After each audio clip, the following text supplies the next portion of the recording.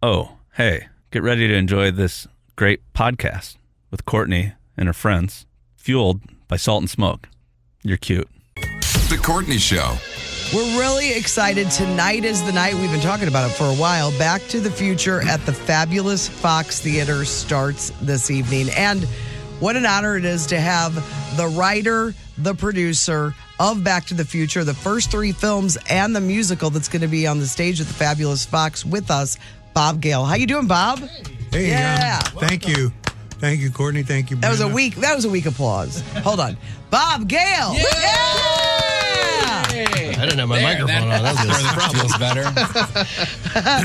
Thank you for being in here with us this morning. Happy to be here. Now, is it going to be cool for you to see it at the Fox Theater? Well, yeah, because I went to the movies at the Fox Theater. That's how old I am. Whoa. Yeah. Didn't even know they did that. Yeah, it was a movie theater, and, Powell Hall was a movie theater, too. It was called the St. Louis Theater. I did not. Well, you got to talk to these old St. Louis veterans that grew up here. Yeah, I went to University City High School, and some new first-run movie would come out, and my friends and I, we'd get on the Delmar bus, and we'd come down to Grand Avenue and go to the movies. Man, that's a fancy theater to see movies in. No kidding. What'd you see? Well, it's fancier now than it was then because they, refurbished it and so forth. But it had been around forever, and they had a guy named Stan Can who played the organ. Yeah. And, they probably have inside of there, a display case about Stan Probably Can. his vacuum cleaners are in there. So he would, between shows, the organ would rise up, and he'd be there playing just kind of like at the ballpark, right?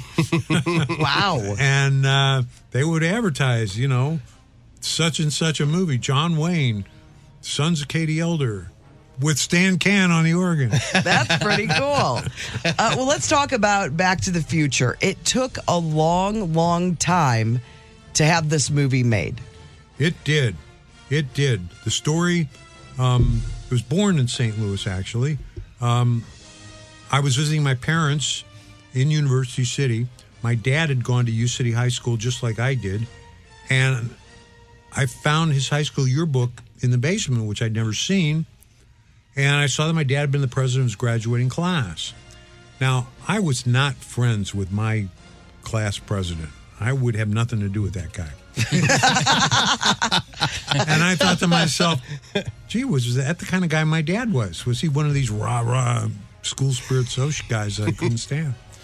I said, if I'd gone to high school with my dad, would I have been friends with him? Boom! Bolt of lightning. That's a movie. That's a movie. Wow. What if you could go to high school with your dad? And so I thought, okay. Bob Zemeckis and I have been kicking around the idea of a time travel movie for years and never came up with anything interesting that hadn't been done before. And then I said, this is it. This is going to make it work. And so I told him the idea, and he said, oh, yeah, what if your mom went to the same high school and all the stuff she said she never did, she did? What if she hit on you at some point? Yeah, exactly. So that got it started. And interestingly, it was the easiest pitch meeting we had ever made. We'd just finished a picture at Columbia Pictures called Used Cars. Oh, yeah, Kurt Russell. Very good. Yeah, I recommend it to everybody over the age of 15 because it is R-rated for language. But it's really funny. And the president of Columbia Pictures, Frank Price, became a good friend. And he had said to us, when you guys come up with your next idea, I want to hear it first. So we called up Frank. We said, Frank, we want to pitch you an idea. He said, great. Came in. It was the shortest pitch meeting. He got it in like 45 seconds. And Bob Zemeckis wanted to keep telling him more scenes. And I said, shut up. He gets it. He's going to give us a deal. So we got hired right away to write it, 2 drafts. But then they decided they didn't want to make it because this is when movies like Porky's and Stripes were coming out. Trust me, I was a teen in those days, and those were all the movies that we had. So they say, it's a very nice, sweet movie, but it's not really what's being marketed right now. So they give it back to us, and it's called Turnaround. turnaround is when the studio or the production company gives the writer or the director or the producer the project back to set up someplace else, with the understanding that if they do that, the new company that buys it repays the first company the money that they already spent. Okay. So it's win-win, because nobody wants to see the movie made more than the people that created it, and the other company just wants to get their money back. So it's all good. So we took this thing around Hollywood, every studio, every production company, and everybody turned it down for one of two reasons. One was it's too nice, it's too sweet, take it to Disney. And the other one was, well, time travel movies don't make any money, which at that time, that was a true statement. They didn't. So finally, after being exasperated by all these no's, and at the end of the day, there were about 42 of them, 42 rejections. Wow. We go into Disney. Well, maybe they're right. Maybe we should be in business with Disney. This is the old Disney, the Disney that gave us classics like The Black Hole, right?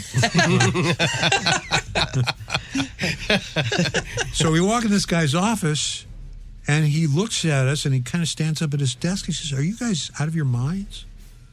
You've given us a movie about incest. You've got the kid and his mom in the car.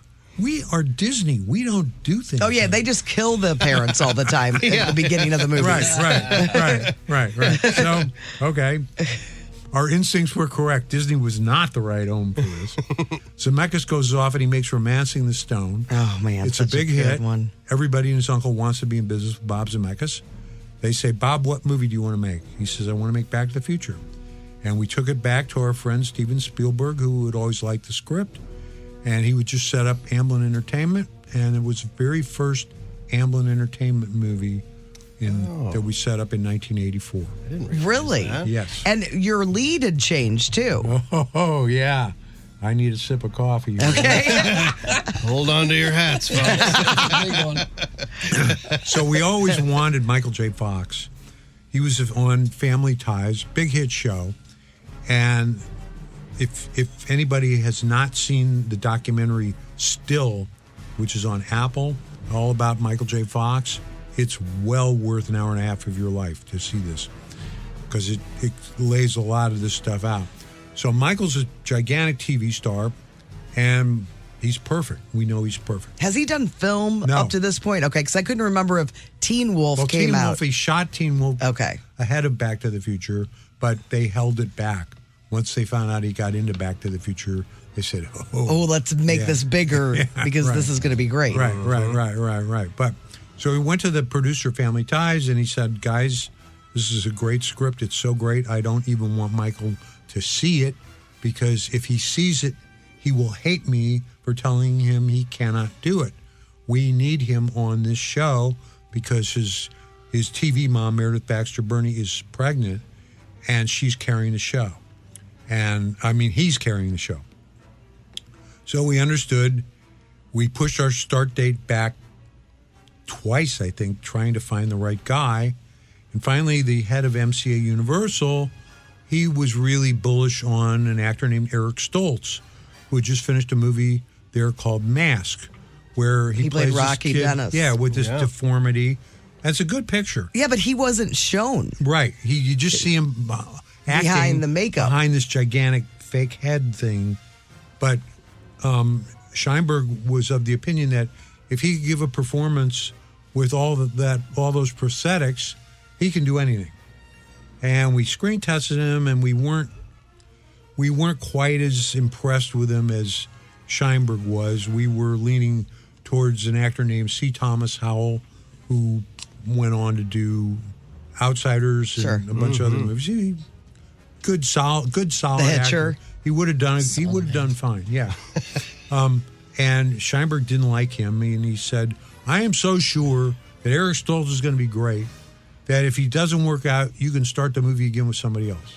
Now, nobody does that, right? Nobody says that, but nobody ever does that. But okay, all right. That, as they say, was an offer we couldn't refuse. So we put Eric in the movie, and he wasn't giving us the comedy that we wanted. And after 5 weeks, Bob Zemeckis had edited enough of the picture together, about 35, 40 minutes, where he showed it to me, and then he showed it to Steven Spielberg and Frank Marshall, Kathy Kennedy, our other producers, and we all agreed this is not the perfect Marty McFly on any level. We need to push the red button here. Steven, in his wisdom, said to us, "Look, you can't go to Sid and say we want to shut down and start a new casting process, because if you shut the show down, you may not get it started up again. Get your replacement lined up first." So we went back to the producer family ties, Gary Goldberg. I think we literally got on our knees in his office. And he said, "Okay, Meredith is back on the show. Michael isn't doing the same load of work that he's doing, but we still need him to finish the season. So if you guys agree to shoot around our schedule and work with Michael at night while we work with him in the day, and Michael is okay with that, the answer is yes." So, look, we just said yes if you said cut off your left elbow, your arm, Yeah, okay, yeah, all right, yeah, we'll do that. And so he was. So Michael said, "I'm 22 years old. What do I need to sleep for?" and man, what a great role for him. It was perfect. Put him on the map. It put him beyond the map. Yeah. I mean, it's like the chemistry between him and There's a story that he tells. He was traveling in somewhere in India or Southeast Asia in the jungles somewhere, and he's walking through with his group, and he hears this voice with a foreign accent. "Hey, McFly." Really? Wow. So it got everywhere. That is so cool. Was it always, since you had to wait for so long, was it always a DeLorean? No, it was not. In the original first two drafts, it was a refrigerator. Oh, it was. It was How a did it get up to refrigerator. 88 miles an hour? Well, it didn't have to go 88 miles an hour. It needed nuclear power from a nuclear test site. So the climax of the movie was Doc taking the time machine on the back of a pickup truck out to a Nevada nuclear test site, and the time machine had this dish on top of it that was going to absorb. And they knew when the test was going to Yeah. be? Ah, Yeah, so yeah. it's not the clock tower. Yeah, so The clock tower. the clock tower turned out to be better. This was a very expensive sequence. Yeah. And we end up, the budget came in, and the studio said, cut $1 million out of the budget. It was the only way we cut $1 million was to not go on location. So Bob and I said, okay, we'll cut that and let's figure something else out. What do we have at our disposal already that isn't going to cost anything? We had the back lot at Universal. So we come up with the clock tower scene, which is way better. And it just goes to show that sometimes having limits on what you can do can make you more creative. Meanwhile, Stephen kind of filed away the idea of the refrigerator at a nuclear test site, and that's the opening of Indiana Jones Part 4. Remember?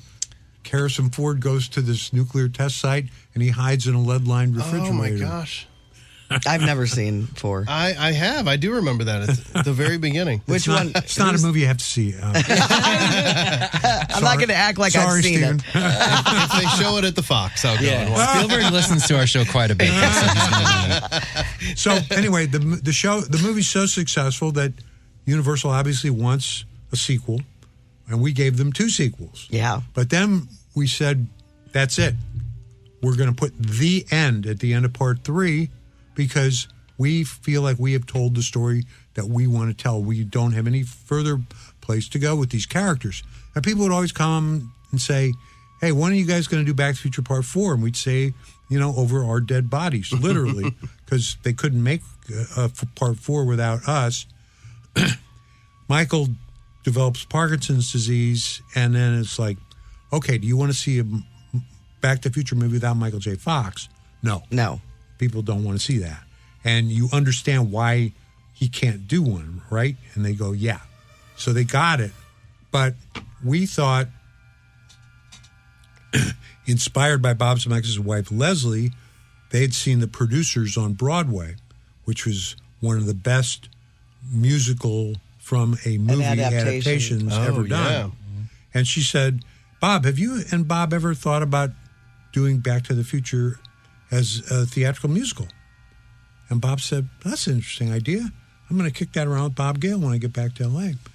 And so we kicked it around, and we thought, okay, when people say they want Back to the Future Part 4, what they are really saying is, I want to feel as good as I felt the first time I saw Back to the Future. And that was our goal with the musical. Let's give people a true Back to the Future experience. So we hired Alan Silvestri, who wrote the music for the movie. Glenn Ballard, very accomplished songwriter, who had just written some songs for Bob Zemeckis on Polar Express. We sat down with those guys. They said, yeah, this is a great idea. Let's start cooking. They wrote a couple of songs just to give us the flavor of what they were thinking. They hit the ball out of the park. And so this was in 2006 in earnest when we really said, okay, we can do this. We can do this. So we then went around pitching the idea. And we would meet with these producers and say, well, maybe you could make a musical out of Back to the Future. But what makes you think you guys could do it? And you've never done a musical before. So, well, no, we've never done a musical before, but we have done 3 Back to the Future movies that grossed almost $1 billion. We might know something about Back to the Future. But they say, no, you're not in the club. You don't have any Broadway credibility. And this is the message that we got from Broadway producers constantly. Maybe this would make a show, but we can't let you guys do it. And finally, we met a British producer named Colin Ingram, and this was the big difference. Colin saw the movie when he was a teenager, just like you. And he was a huge fan. So his attitude was, I get to make a musical based on Back to the Future, and the guys that made the movie are going to do it? Duh. Oh, that's cool. I have goosebumps. That's really cool. Yeah.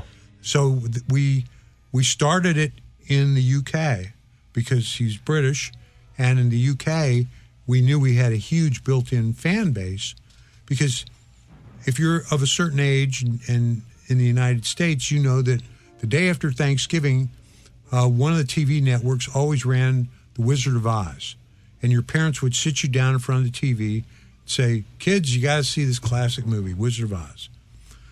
In the UK, on Boxing Day, the day after Christmas, they ran Back to the Future on TV. So parents would sit their kids down and say, kids, no kidding. You got to see That's this. fascinating. So we had this huge, everybody in the country knew the their movie. classic. Yeah, it's Day their after classic. Thanksgiving. Yeah. So I knew based on that we had an audience already that they were going to line up around the block.